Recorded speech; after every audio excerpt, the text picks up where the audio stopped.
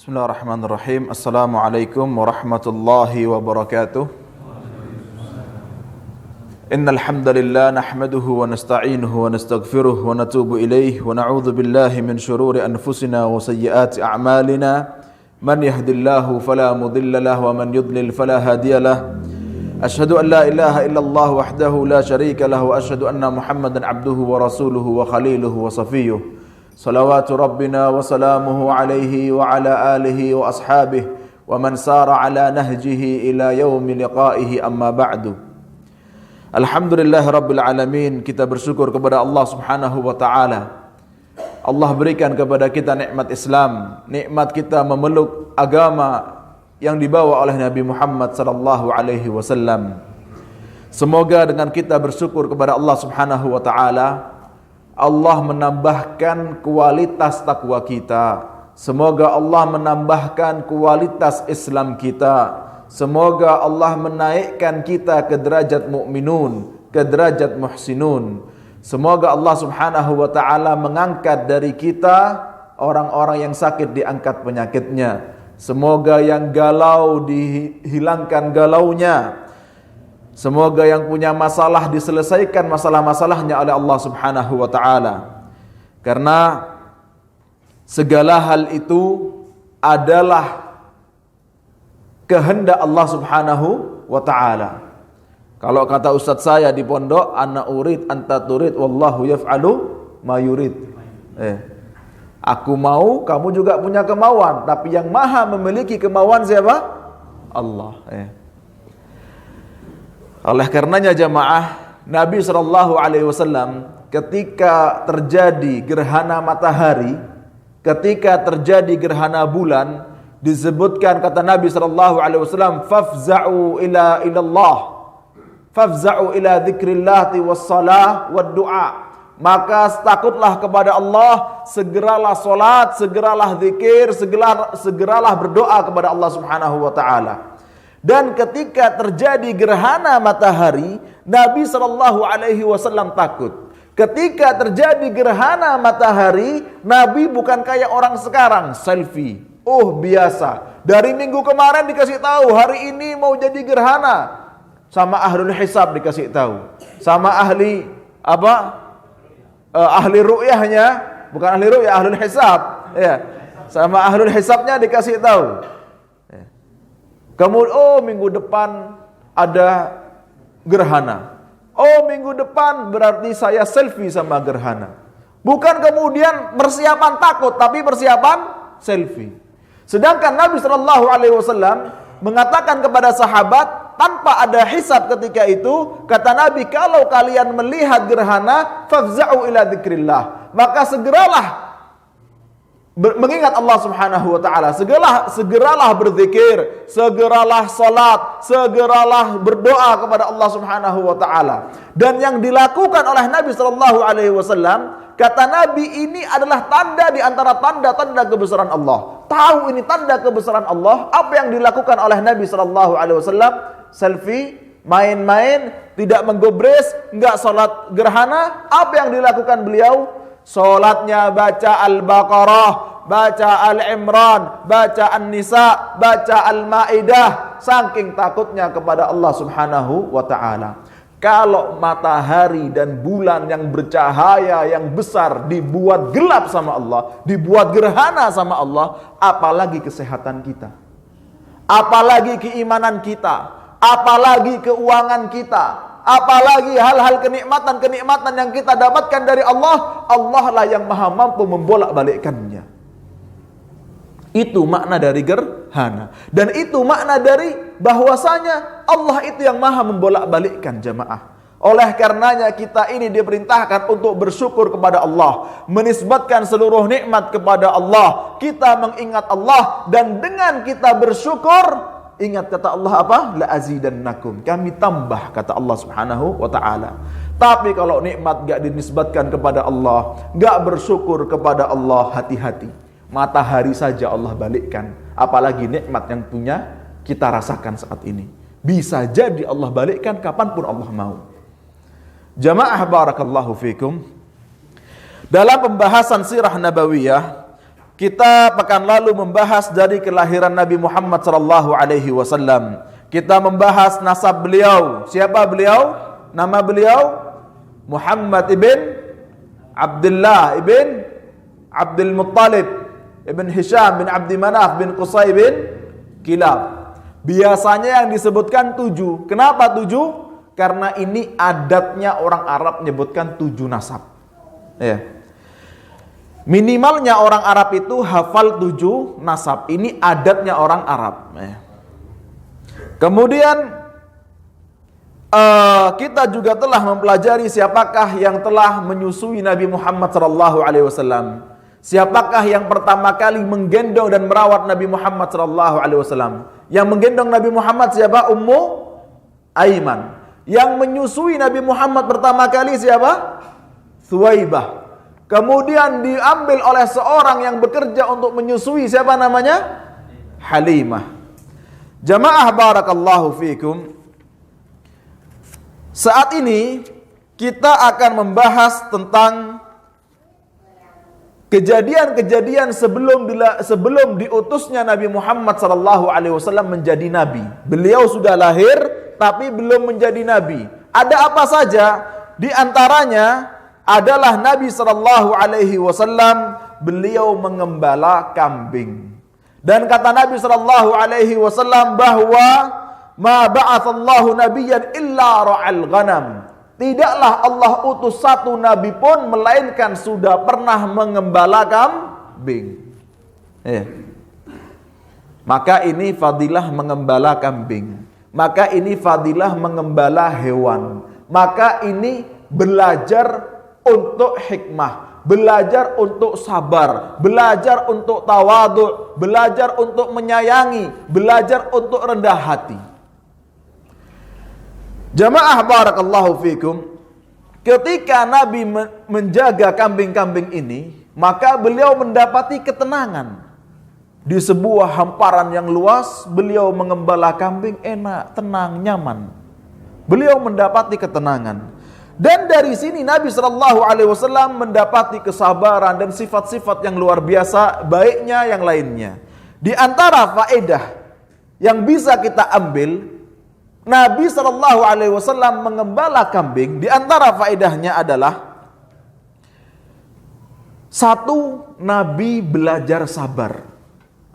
Nabi ini, beliau SAW yang ngajari siapa?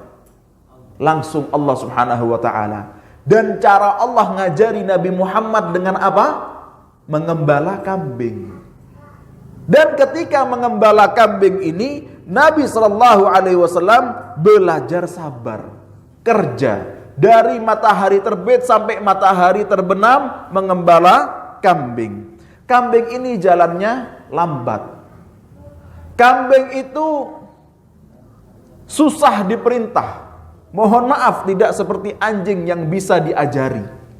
Kalau kambing jalannya lambat, gak bisa diajari. Kalau ngembala kambing menunya apa? Sabar. Ya, tapi kalau mengembala seperti mohon maaf anjing, itu kan ada kesenangan, bisa diajari, bisa diajak bermain. Kalau ngembala kambing menunya apa? Sabar. Jadi ketika mengembala kambing, Nabi Muhammad SAW belajar untuk sabar. Orang yang ngembala kambing itu hidupnya bukan dalam keadaan yang mewah di istana, tapi berada di mana? Padang pasir. Bersama orang-orang mulia, bukan, tapi sama kambing. Jadi hidupnya itu belajar untuk sabar. Kemudian jamaah barakallahu fikum, Nabi ketika mengembala kambing, beliau sabar menghadapi keadaan padang pasir. Panas, kurang air. Kalau kita panas kemana? AC. Nabi SAW bukan di Indonesia yang panas, tapi di Arab Saudi yang panas. Di Mekah yang panas, Nabi mengembala kambing di bawah terik matahari, haus. Sabar haus berhari-hari. Sabar lapar, sabar kepanasan. Kan nggak semua orang kemudian bisa mau betah di bawah terik matahari. Bukan terik mataharinya Jember loh ini ya. Terik mataharinya Mekah. Kalau lagi panas-panasnya 50 derajat Mekah ini. Sabar di bawah terik matahari 50 derajat. Berhari-hari, berbulan-bulan. Jadi ketika mengembala kambing, Nabi mendapati pelajaran apa? Sabar.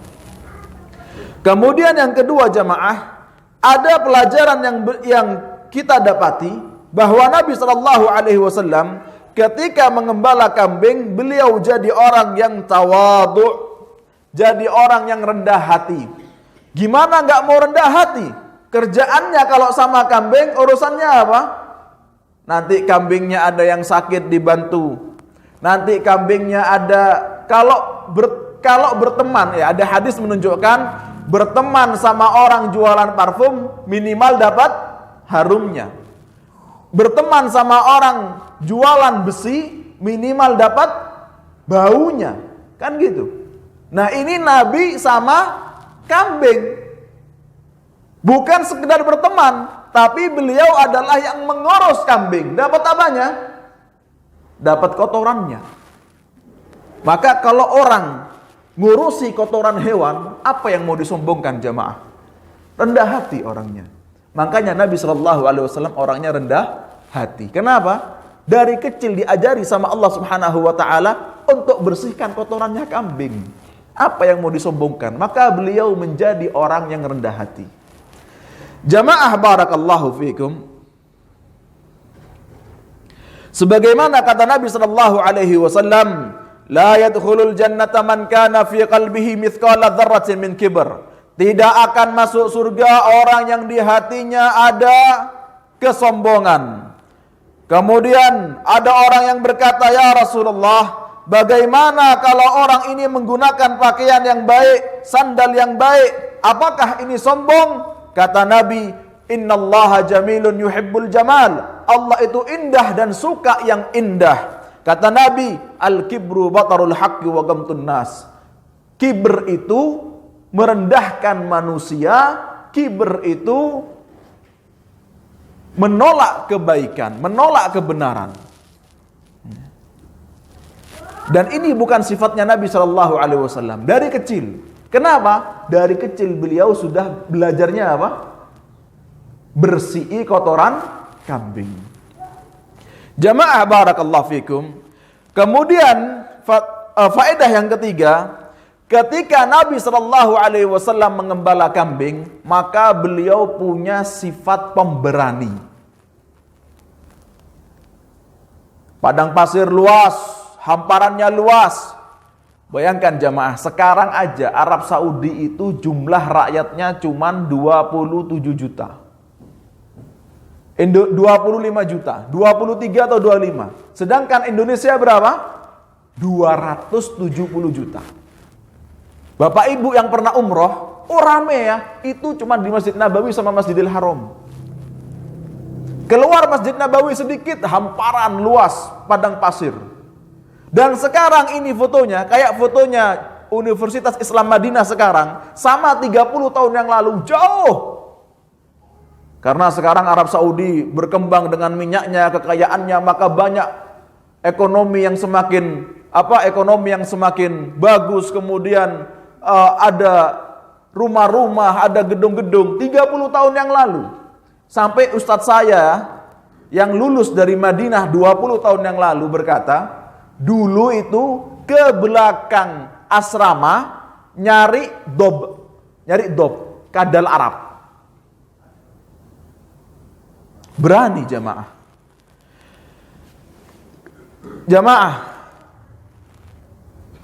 Kalau sekarang aja Arab Saudi jumlah rakyatnya cuma 23 juta. Gimana dengan negeri Arab di zaman itu? Kan akal manusia berarti menunjukkan lebih rendah daripada sekarang.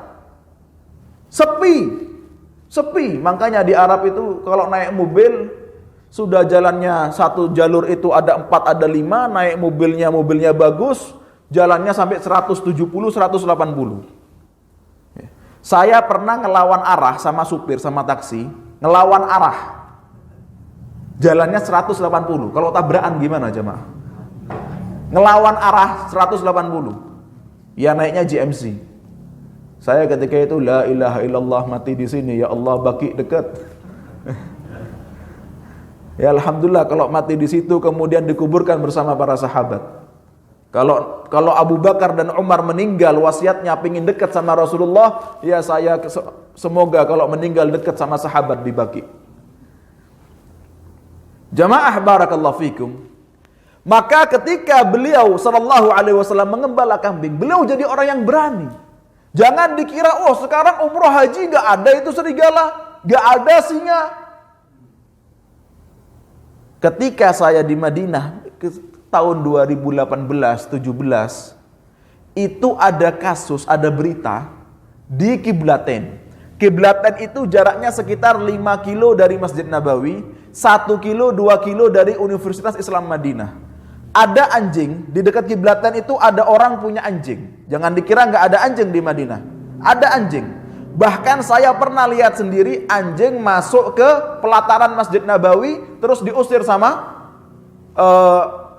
askarnya itu.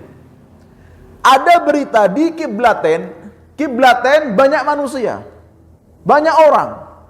Ketika itu ada beberapa anjing, salah satunya anjingnya ini beda.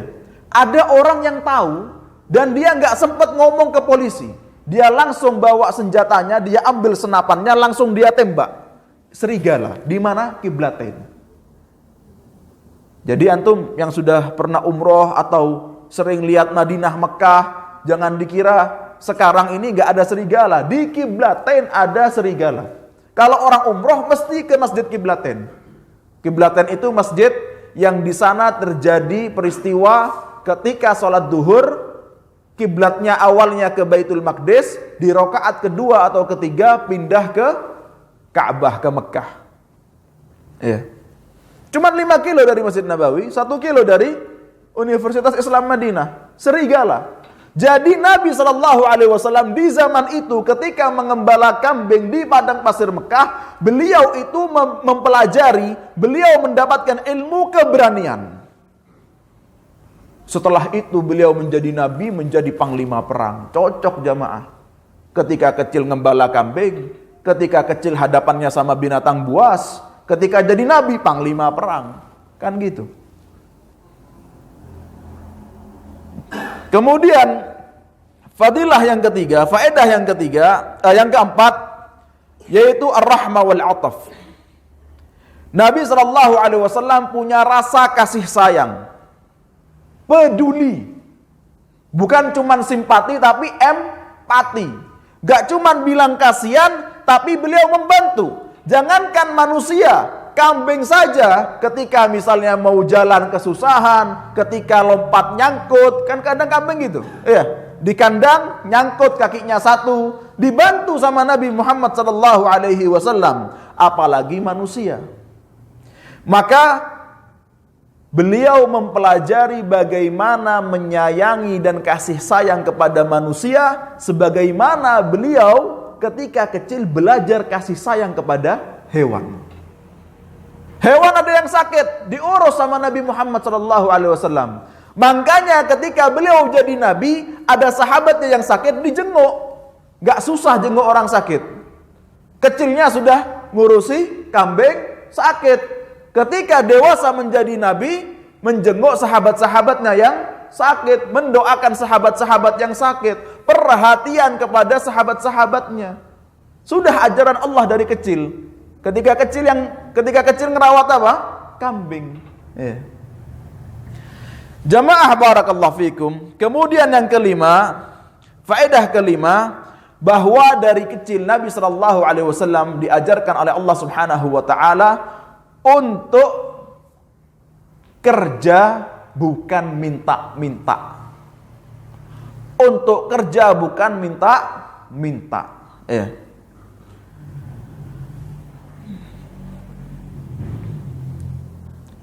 Ada hadis diriwayatkan oleh Imam Bukhari dari Al-Miqdam dari Rasulullah sallallahu alaihi wasallam. Kata beliau, ma akala ahadun ta'aman qattun khairan min an ya'kula min amali yadih. Bahwasanya kalian itu yang paling baik kalian makan adalah hasil kerja, hasil jeripayah, hasil usaha, bukan hasil minta-minta. Kata Nabi sallallahu alaihi wasallam, wa inna nabiyallahi Dawud alaihi salam kana ya'kulu min amali yadih. Dan ada contoh dari Nabi Daud alaihi salam, beliau itu makan dari kerjaannya. Jadi orang Islam itu harus kerja, bukan minta-minta. Tapi gimana kalau misalnya ada yang minta-minta, kita kasih atau enggak? Ada orang minta untuk perutnya, kita kasih apa enggak? Kasih jamaah. Wah, dia kayaknya masih bisa kerja. Jamaah, Indonesia ini, di negeri kita ini banyak orang fakir miskin. Betul enggak? Ada orang-orang yang dia itu keadaannya enggak punya uang, sampai akhirnya minta. Sampai akhirnya minta. Kita enggak tahu keadaan mereka. Jangan kita mengedepankan suudzon, tapi kedepankanlah husnudzon. Jangan mengedepankan berburuk sangka, tapi kedepankanlah berbaik sangka. Oh, dia orangnya sehat, ngapain saya kasih? Jangan gitu. Oh, dia orangnya sehat, mungkin kerjaannya sedang bangkrut. Bukankah orang yang bangkrut itu berhak untuk ditolong? Bukankah orang yang perkebunannya bangkrut berhak untuk ditolong? Kedepankan husnudzon. Saya pernah ngasih orang ke toko saya, kemudian minta 2 kali datang ke toko saya dalam seminggu. Sampai saya, loh ini kan baru kemarin lusa apa 3 hari yang lalu, sekarang kok datang lagi. Saya kasih jamaah. Kemarinnya saya kasih, yang hari ini saya kasih lagi.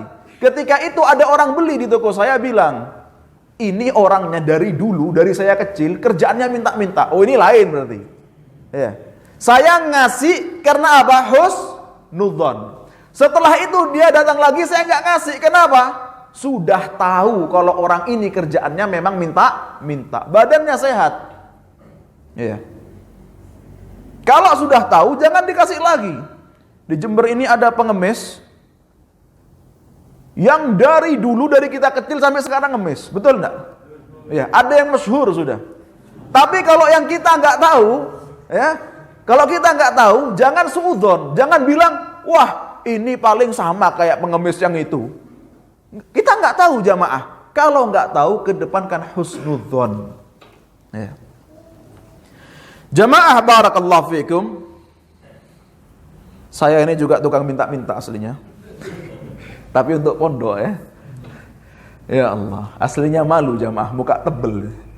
Saya sekarang buat tim donasi. Mungkin bapak-bapak banyak yang dapat japri WA. Saya sekarang ada tim donasi. Biar lebih tersebar. Sebelumnya saya lulus dari Madinah, saya niatnya mau ngajar pengajian sama kerja. Gak taunya pulang-pulang 1 tahun setengah mendapati pesantren yang isinya yatim dan duafa, miskin. Saya datang ke sana gak punya saldo, besok mau makan gak tahu makan apa. Saya bismillah masuk ke pondok itu, pulang Madinah bukannya ngajar, malah minta-minta. 1 tahun setengah saya minta-minta aja mas. Sekarang pakai tim minta-minta. Tapi bukan untuk dimakan sendiri, untuk mengembangkan dakwah. Karena itu kan ada pondok 1,3 hektar. Sampai sekarang saya bikinkan MTS di sana. Jamaah barakallahu fikum. Jadi antum yang juga minta, kalau bukan buat dirinya, tapi untuk kebaikan, maka itu juga baik. Ya. Jangan malu, untuk kebaikan jangan malu. Kemudian jamaah barakallahu fikum.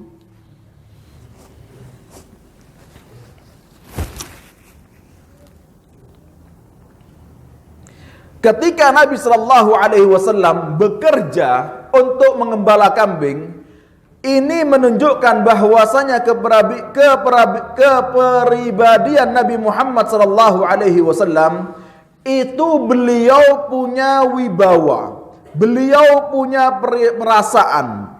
Padahal beliau ini punya paman yang sangat mencintai beliau.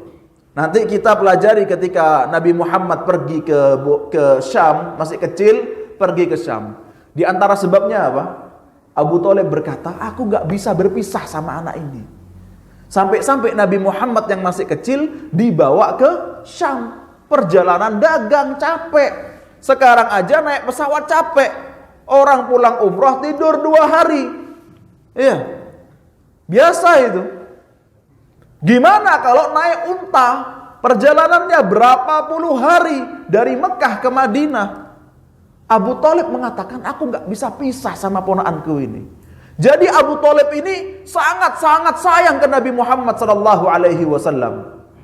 Tapi Nabi terus bukan ada aja, kerja, sayang sama saya. Kemudian beliau gak tahu diri gitu. Enggak. Beliau masih kecil sudah tahu diri. Beliau masih kecil tapi sudah membalas kebaikan orang lain. Gak cuman terima kasih ya, tapi membalas kebaikan orang lain. Bukankah Nabi sallallahu alaihi wasallam bersabda, tahadu tahabu, salinglah kalian memberi maka kalian akan saling mencintai. Bukankah Nabi sallallahu alaihi wasallam bersabda, man la yashkurun nas la yashkurullah, yang gak pandai berterima kasih ke manusia maka dia gak pandai berterima kasih kepada Allah. Tapi kita kalau ngasih orang jangan minta untuk diterima kasihi. Kenapa? Kecelik. Kenapa kecelik jamaah? Karena manusia sudah dicap sama Allah, wa qalilum min ibadiyas syakur. Sedikit hambaku yang berterima kasih. Terima kasih ke Allah sedikit, apalagi ke orang lain. Ya. Kalau Allah asy-syakur, Allah itu maha berterima kasih. Jadi kita kalau ngasih sesuatu, sudah ada yang berterima kasih kepada kita. Siapa? Allah asy-syakur. Kalau kita ngasih mengharapkan orang lain berterima kasih, kata Allah manusia ini wa qalilum min ibadiyas syakur, kewalik, kecelik ya. Harusnya minta terima kasihnya itu kepada Allah, karena Allah maha berterima kasih. Jamaah barakallahu fikum. Maka Nabi Muhammad SAW ketika beliau kecil, beliau terus bekerja, enggak kemudian cuman minta ke pamannya. Bahkan beliau ngasih hasil dari kerjaannya ke paman beliau sallallahu alaihi wasallam. Subhanallah. Kemudian jamaah, yang kedua,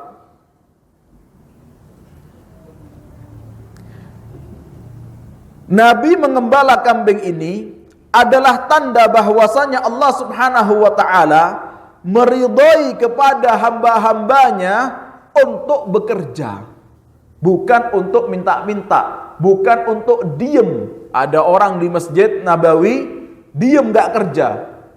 Ditanya sama Umar bin Khattab, kenapa kamu gak kerja? Tawakal, ada Allah Ar-Razzaq, Allah yang maha memberi rezeki. Ar-Razzaq.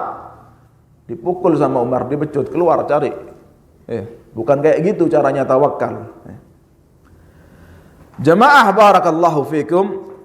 Kemudian setelah pembahasan bagaimana Nabi sallallahu alaihi wasallam mengembala kambing, kemudian faedah-faedah dari itu, pembahasan yang ketujuh yaitu adalah Allah Subhanahu wa taala menjaga Nabi Muhammad sallallahu alaihi wasallam sebelum beliau diutus jadi nabi. Nabi Muhammad enggak pernah nyembah berhala. Sampai-sampai ketika beliau sudah jadi nabi, Imam Ahmad bin Hanbal meriwayatkan dari Hisham bin Urwah dari ayahnya. Ayahnya Hisham bin Urwah ini berkata, tetanggaku dulu itu tetangganya Nabi Muhammad dengan Khadijah sebelum jadi nabi. Kemudian tetanggaku ini mendengarkan Nabi Muhammad berkata kepada Khadijah belum jadi nabi, wahai Khadijah, sungguh aku tidak akan menyembah Al-Lata wal Uzza. Selamanya nggak akan menyembah Allata wal Uzza. Dan disebutkan Nabi SAW nggak pernah makan sembelihan yang diberikan kepada berhala-berhala. Di Ka'bah itu kita pernah pelajari ketika Abdul Muttalib dapat mimpi. Apa mimpinya? Air Zam-Zam itu ada di antara ada di darah-darah itu kan. Banyak semutnya. Kenapa di darah-darah itu? Itu dekat dari Ka'bah. Jadi sumur Zam-Zam sama Ka'bah itu jamaah, itu kalau ini ya, ini anggap ini Ka'bah, ini Hajar Aswad ya. Kalau ke situ anggapnya maju, maka ada pintu, ada multazam. Hajar Aswad itu ini garis lurus sekitar 15 meter ke belakang sedikit. Ada lantai yang bundar. Itu bawahnya air Zam-Zam. Lantainya kan persegi panjang semua. Tapi dekat dari Hajar Aswad itu ada lantai yang bulat. Itu bawahnya adalah sumur Zam-Zam. Menunjukkan bahwasanya orang-orang Arab zaman dahulu, mereka di tempat itu banyak memotong hewan-hewan yang dikurbankan untuk Tuhan-Tuhan selain Allah Subhanahu wa taala. Banyak hewan-hewan yang disembelih, dan Nabi SAW tidak pernah sama sekali makan dari daging-daging itu. Jamaah barakallahu fikum.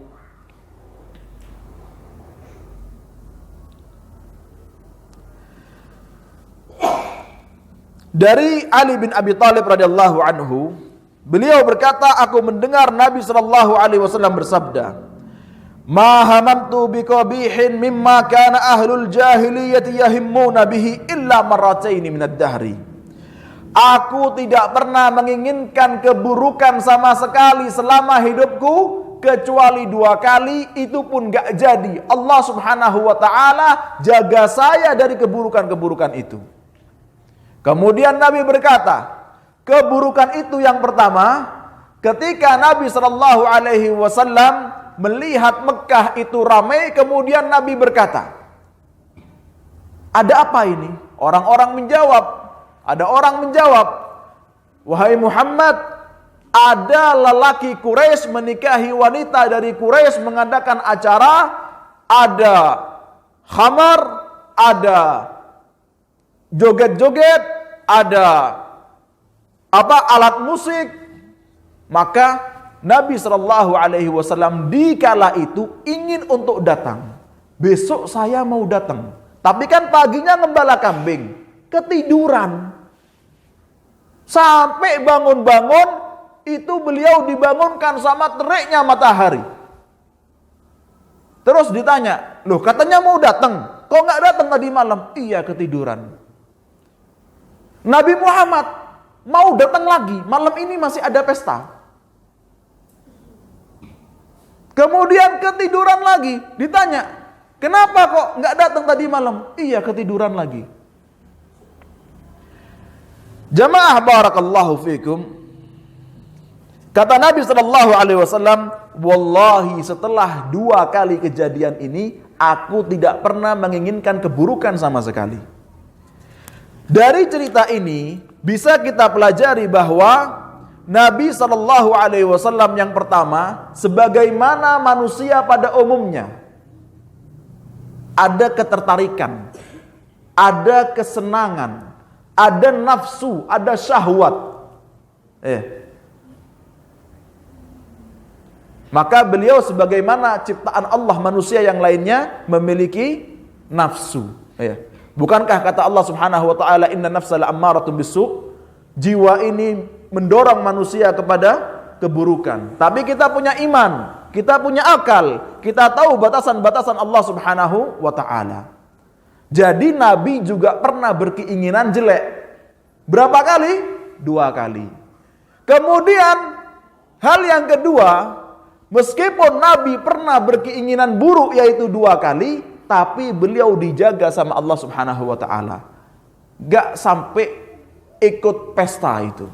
Beliau tidur, ditidurkan sama Allah Subhanahu wa taala.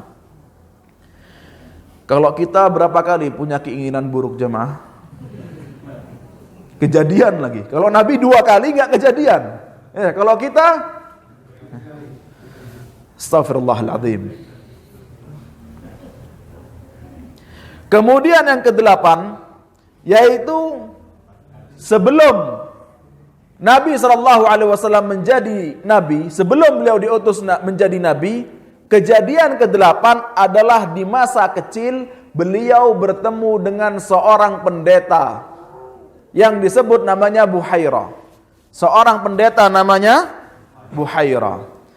Yaitu Abu Talib ketika mau berangkat dagang ke Syam, beliau mau berangkat gak jadi. Kalau nggak bawa Nabi Muhammad SAW, wah takut, sayang sama Nabi Muhammad. Takut ada apa-apa nggak bisa diurus sama Abu Talib. Akhirnya beliau membawa Nabi Muhammad SAW. Jamaah barakallahu fikum, disebutkan bahwa orang-orang Quraisy, Abu Talib bersama sesepuh-sesepuh Quraisy, dan di sana ada Muhammad kecil, mereka biasa melewati sebuah tempat menuju Syam, sudah masuk Syam tapi masih baru awal-awalnya. Sudah masuk Syam ini, tapi baru depan-depannya, baru masuknya. Mereka biasa lewat sana terus. Dan mereka tahu di sana ada gereja, mereka biasa melewati gereja, di gereja itu ada pendeta, pendetanya nggak pernah nyapa orang-orang Arab. Tapi suatu saat mereka sedang duduk. Mereka jalan dan kemudian mereka ini duduk. Buhairah pendeta ini melihat dari kejauhan, lah kok ini ada yang awan berjalan. Kemudian pohon-pohon di sebelahnya itu menunduk. Maka Buhairah keluar. Dan Buhairah kemudian mendatangi orang-orang Arab ini, orang-orang Quraisy, sampai kemudian bertemu dengan anak kecil yang bernama Muhammad. Dilihat pundaknya ada tanda kenabian. Belakang pundaknya ada tanda kenabian. Ada riwayat mengatakan kisahnya itu seperti bekas hijama. Seperti bekas bekam. Ada yang mengatakan seperti apel. Kemudian Buhairah ini masuk lagi ke gerejanya dan berkata kepada pembantunya, buatkan makanan. Buatkan makanan. Maka pembantunya ini buatkan makanan, kemudian Buhairah memanggil orang-orang Quraisy. Kemudian orang-orang Quraisy ini masuk ke gereja, makan. Buhairah bertanya, ada yang tersisa? Kata mereka, ada yang tersisa. Siapa yang tersisa? Itu ada anak kecil. Wah, celaka kita kalau anaknya Abdul Muttalib gak makan. Ini anaknya Tuan Raja dulu nih Abdul Muttalib. Ini cucunya Tuan Raja ini. Celaka kita kalau gak makan. Kemudian ketika itu, ada riwayat masuk gereja, ada riwayat lain bukan masuk gereja, tapi mereka itu duduk di bawah pohon-pohon yang lain. Jadi awalnya duduk di sebuah pohon, kemudian dipanggil sama Buhairah, beliau menyiapkan makanan di bawah pohon yang lain. Akhirnya orang-orang Quraisy ini berada di bawah pohon, mereka duduk, mereka makan. Pohonnya besar. Namanya pohon besar, ada daunnya yang ke kanan, kiri, ya kan, ada ke utara, selatan, ada barat, timur pohonnya. Kemudian mereka makan. Buhairah bertanya, ada yang belum makan? Ada. Siapa? Muhammad kecil. Maka dipanggilkan orangnya Buhairah memanggil Nabi Muhammad SAW. Ketika Nabi Muhammad berada di antara unta-unta itu, kemudian beliau berjalan menuju tempatnya orang-orang Quraisy duduk. Subhanallah, ada awan yang mengikuti Nabi Muhammad dari kecil. Tambah yakin. Kalau tadi kan Buhairah lihat dari kejauhan. Dan jalannya kan bareng-bareng orang Quraisy. Ini Nabi jalan sendirian. Pandangan dekat, bukan pandangan jauh. Tambah yakin Buhairah. Kemudian ketika Nabi duduk di pohon itu, kalau misalnya pohon yang rindang, daunnya rindang mengarah ke selatan, maka bayangannya kemana jamaah? Ke selatan, kan gitu. Nggak mungkin ke timur, nggak mungkin ke barat. Intinya sesuai dengan, bukan gitu ya. Pokoknya sesuai dengan bayangannya. Namanya bayangan kalau nggak ke timur, ke barat. Tapi jadi harusnya itu bayangannya sesuai dengan tempatnya pohon ini. Nah, pohon ini menjadi menunduk, kemudian bayangannya itu menutupi Nabi SAW dari kepanasan. Jadi nggak sewajarnya bayangan ini. Tambah yakin Buhairah. Kemudian Buhairah berkata kepada orang-orang Quraisy, siapakah ayahnya? Mereka mengatakan Abu Talib. Maka Buhairah berkata, kamu bohong. Gak mungkin kamu ayahnya. Oh iya, saya pamannya. Siapa ayahnya? Abdullah. Di mana Abdullah? Meninggal ketika anak ini masih di kandungan ibunya.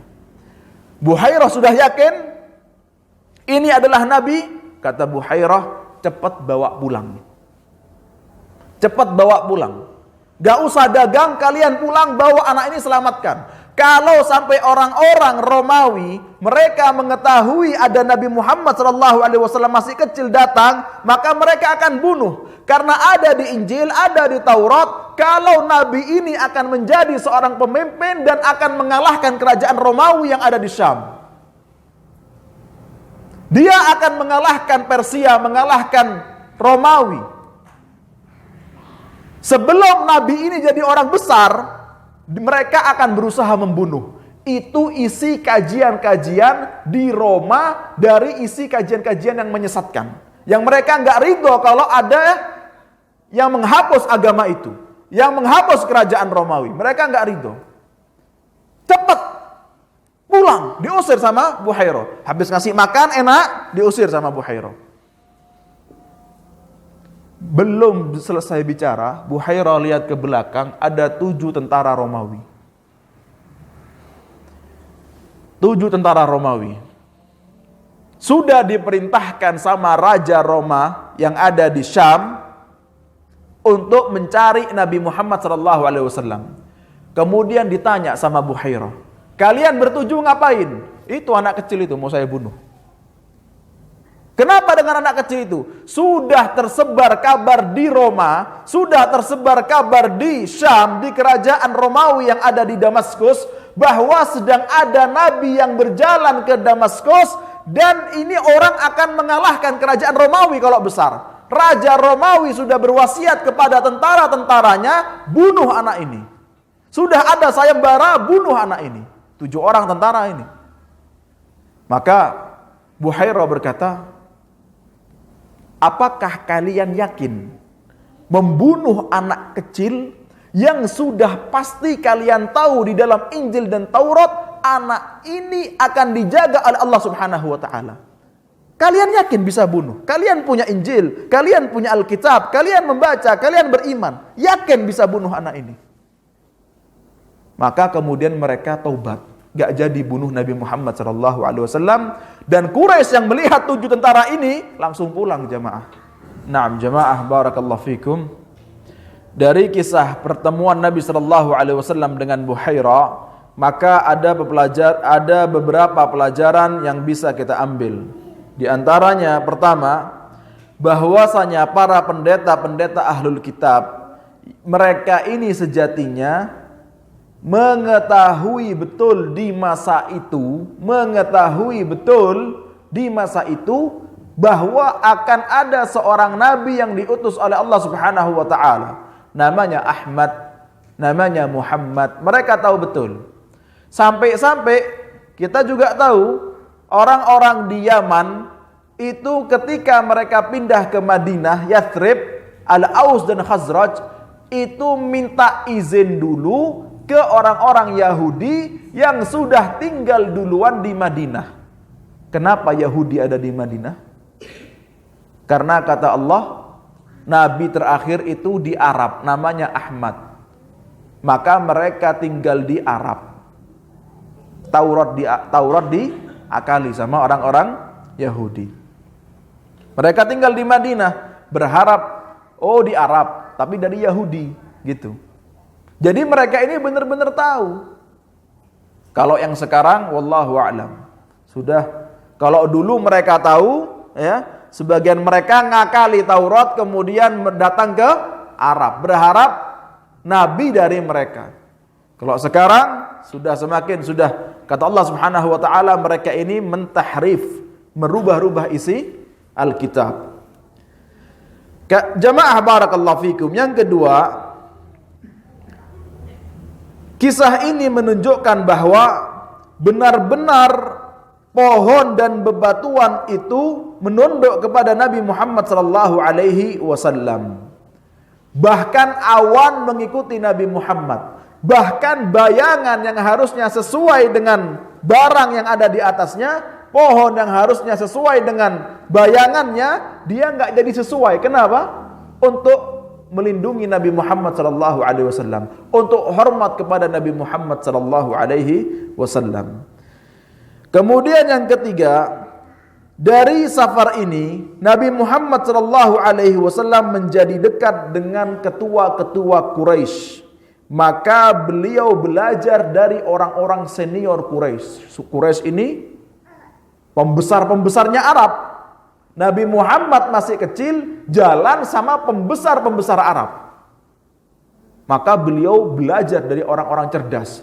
Beliau dari kecil sudah belajar kepemimpinan, kewibawaan, dan hal-hal baik lainnya dari orang-orang yang besar kedudukannya. Makanya kata Nabi SAW, alaikum bil akabir. Hendaklah kalian bersama orang-orang yang tua. Ya. Sama yang tua. Termasuk dalam thalabul ilmi, saya diajarkan ketika itu ada guru saya menasihati, Syekh, kalau belajar ke Masjid Nabawi, kita tanya ke dosen, kalau belajar di Masjid Nabawi, belajar sama siapa? Banyak dosen mengatakan, paling utama belajar sama masyayikh yang sudah sepuh. Di Masjid Nabawi ada syekh-syekh, subhanallah, umurnya masih 35 tahun, belum 40 tahun. Tapi seperti dalam mazhab Hanbali ada Syekh Amir Bahjat. Itu cucunya orang Indonesia, syekh termuda di Masjid Nabawi. Umurnya belum 40 tahun. Ya. Tapi ada masyayikh lainnya yang sudah senior-senior. Ada masyayikh yang lainnya. Kata guru-guru di Jami'ah Islamiyah, belajarlah kepada yang lebih senior. Karena kata Nabi SAW, alaikum bil akabir. Belajarlah dengan yang lebih sepuh. Kemudian jamaah barakallahu fikum, yang kaitannya juga belajar, maka belajar itu jangan kita merasa lebih pintar. Disebutkan di Masjid Nabawi, Syekh Abdul Muhsin bin Abbad al-Badr, beliau mungkin 40 tahun atau lebih mengajar di Masjid Nabawi. Dan yang beliau ajarkan Sahihul Bukhari, hatam Sahihul Bukhari lagi, hatam Sahihul Bukhari lagi, hatam Sahihul Bukhari lagi, hatam Sahih Muslim, hatam Sahih Muslim lagi. Enggak kemudian beliau mengajarkan kitab-kitab hadis yang lainnya. Kenapa jemaah? Biasanya Sahih Bukhari, Sahih Muslim kalau hatam ya 4 tahun LC. Ya. Jadi ada yang berangkat ke Madinah belajar 4 tahun sekalian kajian sama Syekh Abdul Muhsin Al-Abbad, 4 tahun selesai Sahih Bukhari atau Sahih Muslim. Kemudian setelah 4 tahun itu di tahun yang kelima kembali lagi ke Sahih Bukhari, Sahih Muslim. Kenapa? Mahasiswa baru.